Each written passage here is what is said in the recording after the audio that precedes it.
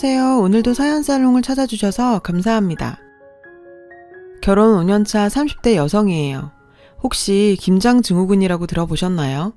김장 때문에 육체적, 정신적 스트레스를 느끼는 증상인데요. 저 역시 결혼 첫 해부터 얼마 전까지 김장 때문에 고통을 받으며 살아왔어요. 그깟 김치 사 먹으면 그만이지 왜 사서 고생이냐고요? 에휴, 누가 그걸 모르나요? 죽어도 김치는 담궈 먹어야 한다는 사람이 있으니 그런 거죠. 그게 누구냐고요? 바로 저희 시어머니예요. 그 얘기를 해보려고요. 남편과 저는 같은 대학 사진과 동기였어요. 처음엔 서로 사이가 안 좋았죠. 저는 사진과 수석이었고 남편은 끄트머리에 겨우 들어온 경우인데다 살아온 형편도 너무 달라서 사사건건 트러블이 많았거든요. 집안 형편이 어려웠던 저는 장학금을 받아야만 대학에 다닐 수 있었어요. 그래서 매 학기 목숨을 걸고 학점을 따야 했죠. 장학금을 놓치면 당장 휴학을 해야 했었거든요. 그러는 중에도 돈이 되는 아르바이트라면 뭐든 마다 않고 했어요. 학비 외에도 장비비나 생활하는 데 들어갈 돈이 필요했으니까요. 반면 남편은 말 그대로 돈 처발라 대학에 들어온 케이스였어요. 집안에 돈은 있는데 대학 들어갈 성적은 안 되고 과외선생 붙여서 몇 대회에서 입상한 경력으로 대학에 들어온 경우요. 어마어마한 장비로 찍어도 결과물은 늘 똑딱이 카메라로 찍은 것만도 못한 사진과 최고의 수치였죠. 하필 그런 남편과 제가 한 조가 돼서 조별과제를 하게 된 거예요. 하늘이 무너지는 줄 알았죠. 왜 안 그렇겠어요. 전 장학금을 따야 학교를 다닐 수 있는걸요. 예상대로 남편은 작품 사진을 찍을 수 있는 실력 자체가 안 됐어요. 이런 사람과 공동 작업을 한다는 건 학점을 포기하는 것과 마찬가지였죠. 그래서 전 대놓고 말했어요. 작업은 나 혼자 할 테니 넌 이름만 올려. 난 너랑 달라서 장학금 못 따면 학교 못 다니거든. 그러니까 제발 방해만 하지 마. 그렇게 남편을 배제한 채 혼자 작업을 했어요. 그리고 과제 발표가 있던 날 전 혼자 준비한 과제를 들고 강의실로 향했어요. 프로젝트에 작품을 띄워 한참 발표를 하는데 교수님이 같은 조원인 남편한테 질문을 하시는 거예요. 망했다. 다 끝났다고 생각했어요. 남편이 제 작품의 의도를 알 리 없었거든요. 그런데 남편은 제가 준비한 작품의 의도를 정확히 파악해 질문에 대답하는 거예요. 전 단 한 번도 남편과 자료를 공유하지 않았는데 말이죠. 강의가 끝나고 남편한테 물었어요. 어떻게 알았냐고요. 그냥 느껴지는 대로 말했을 뿐이라고 하더군요. 그러면서 제 작품이 마음에 든다며 자기가 제 1호 팬이 되겠다고요. 순간 창피해서 고개를 들 수가 없었어요. 전 그동안 이 사람이 가진 부에 대한 편견만 있었을 뿐 단 한 번도 제대로 사람을 보려 하지 않았었거든요. 그런데 남편은 자신을 무시하는 절 편견 없이 바라봐줬던 거예요. 그리고 먼저 화해의 손을 내밀었고요. 그날 이후 전 틈이 날 때마다 남편한테 사진을 가르쳐줬어요. 그렇게 1년 넘게 우린 붙어 다녔고 그러는 사이에 자연스럽게 CC가 된 거죠. 남편보다 2년 먼저 졸업을 한 저는 동기들처럼 유학을 가거나 대학원에 진학하고 싶었지만 그럴 형편이 안 됐어요. 그래서 선배가 하는 베이비 스튜디오에 취직을 했죠. 교수님 추천으로 더 좋은 곳에 들어갈 수도 있었는데 마다하고 선배 스튜디오에 들어간 데는 이유가 있었어요. 일하면서 틈틈이 제 작업을 할 수 있다는 조건 때문이었죠. 근데 쉽지 않았어요. 주말에 알바를 뛰면 그만큼 돈을 더 벌 수 있었거든요. 돈맛을 본 저는 더 이상 작품 사진을 찍지 못했죠. 그렇게 일에 치여 살던 즈음 남편은 제대를 했고 졸업도 하기 전에 저에게 프로포즈를 했어요. 하루 빨리 결혼을 해야 제 고생을 덜어줄 수 있다고 생각한 거죠. 하지만 너무 기우는 저희 집 형편 탓에 시댁에선 반대가 심했어요. 특히 시어머님이요. 사실상 시댁의 실세는 시어머님이거든요. 경제력이 악한 아버님을 대신해 집안을 일으킨 건 어머님이시니까요. 농수산물 유통업을 하시는 시어머니는 회사 규모만큼이나 손이 큰 분이셨어요.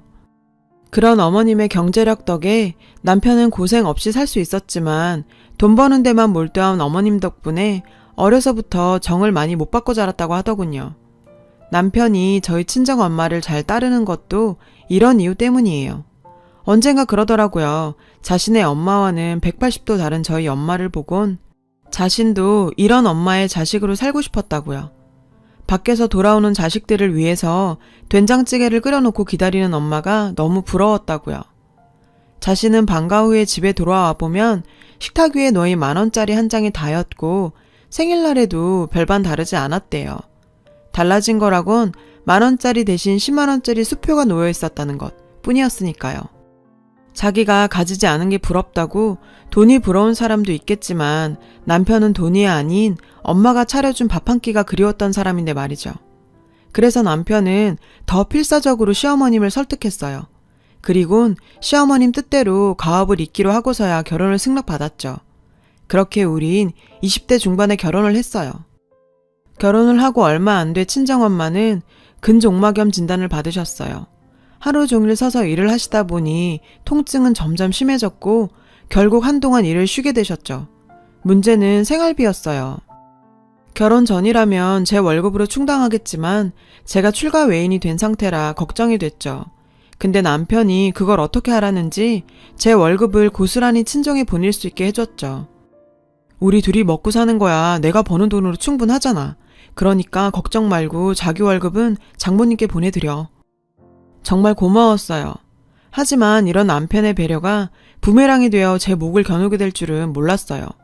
남편 말대로 전 엄마가 일을 쉰 6개월 동안 제 월급을 보내드렸고 엄마는 결혼한 딸이 보내는 돈으로 생활한 게 미안했던지 결혼 첫 해 시댁에 김장을 해서 보내셨어요. 근데 이게 화근이 된 거죠. 하필 그게 시어머님 입맛에 딱 맞았던 모양이에요.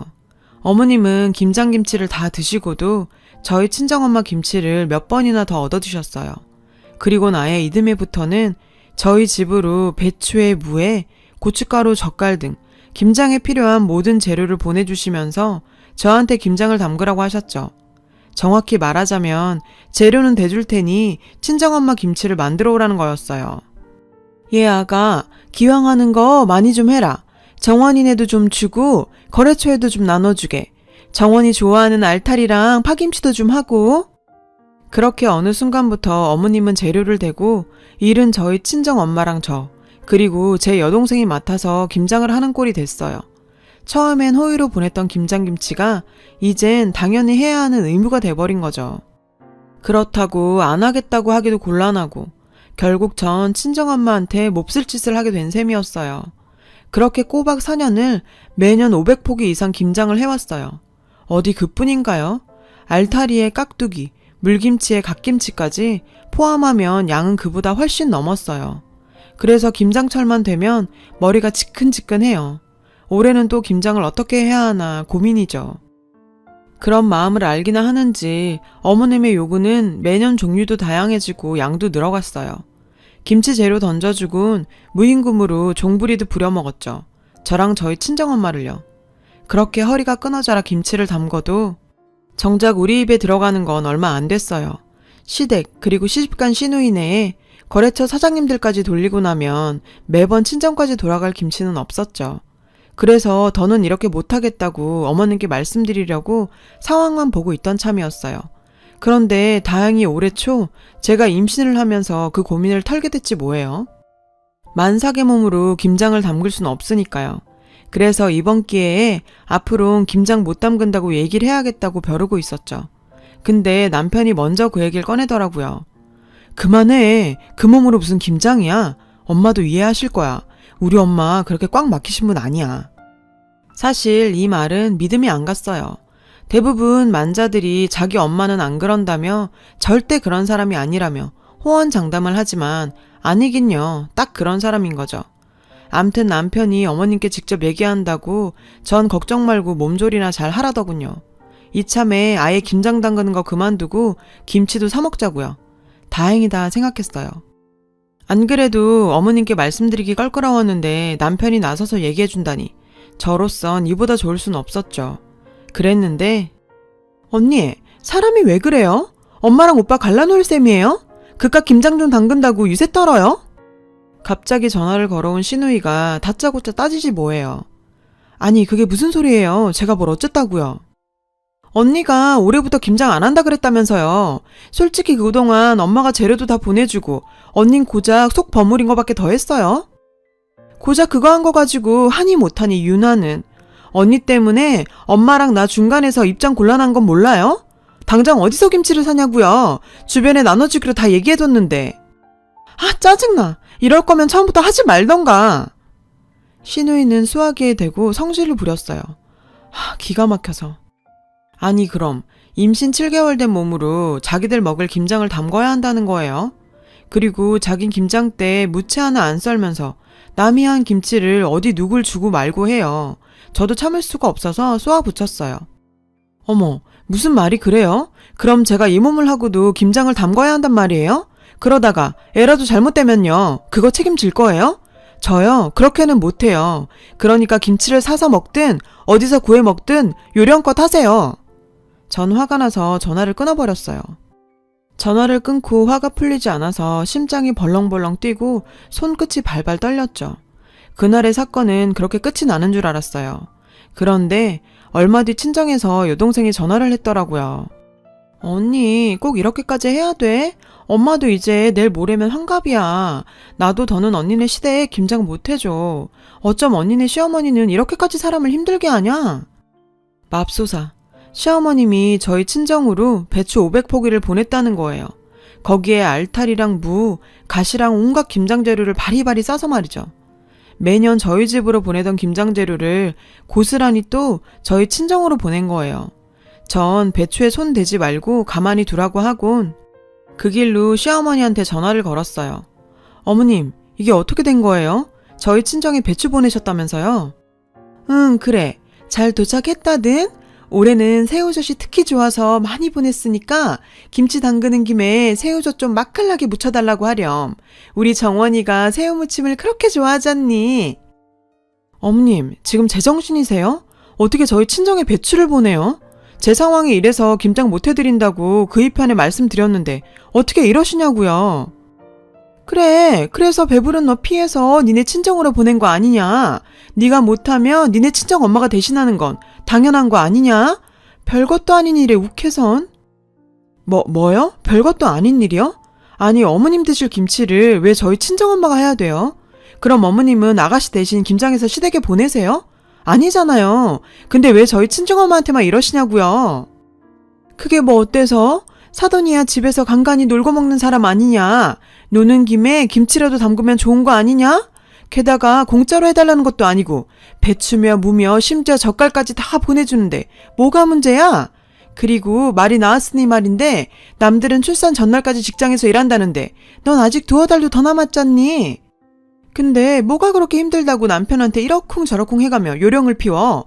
오히려 산모가 움직여야 태아한테도 좋다고 안 그러니? 하여간에 그렇게 지 몸만 챙기며 게으르니 사는 것도 그 모양이지. 말이 났으니 말인데 니네 친정 그러고 사는 것도 다 게을러서 그런 거다. 나처럼 부지런해봐라. 그 나이 먹고 시집간 딸한테 돈 받아 살겠니? 몸 좀 안 좋다고 일 그만두고 6개월이나 꾀병 부리며 쉬었던 네 엄마나 임신했다고 요령 피우는 너나 참 그 엄마의 그 딸 맞나 보다. 그렇게 받아 챙길 건 따박따박 챙겼으면서 그깟 배추 500포기 담그는 거 가지고 그 난리야? 남이 들으면 웃겠다. 이건 뭐 거지근성도 아니고. 뭐라고요? 거지근성이요? 어머님, 당장 사과하세요. 사과 안 하시면 저 이대로 못 넘어가요. 싫다? 내가 왜 사과를 하냐? 그깟 김치 담그는 게 뭐 얼마나 힘들다고 그 난리야? 나 혼자 먹겠다는 것도 아니고 다들 나눠 먹자는 건데 그게 뭐 그리 문제라고. 하여간 없이 살아서 남한테 베풀 줄을 몰라. 목구멍까지 욕심만 가득 차가지군. 암튼 쉰소리 그만하고 그렇게 친정엄마 걱정되면 너라도 달려가서 돕든가 해라. 시어머니는 그렇게 전화를 끊어버렸어요. 왜 그 소리가 안 나오나 했어요. 결혼하고 엄마가 아팠던 그 6개월 덕에 툭 하면 거지근성이 어쩌고 없이 살아서 베풀 줄 모른다는 둥. 저희 친정 얘기만 나오면 늘 따라 나오는 어머님 레퍼토리거든요. 그래서 다시는 그런 소리 못하게 한 방 먹여줘야겠다 생각했어요. 그 길로 친정으로 달려가 엄마랑 여동생과 함께 김장을 했어요. 어느 때보다도 맛있게 되길 바라면서 말이죠. 며칠 뒤 시어머니한테 전화가 왔어요. 얘, 김치는 언제 가져올 거니? 정원이도 김치 언제 가져오냐고 난리던데.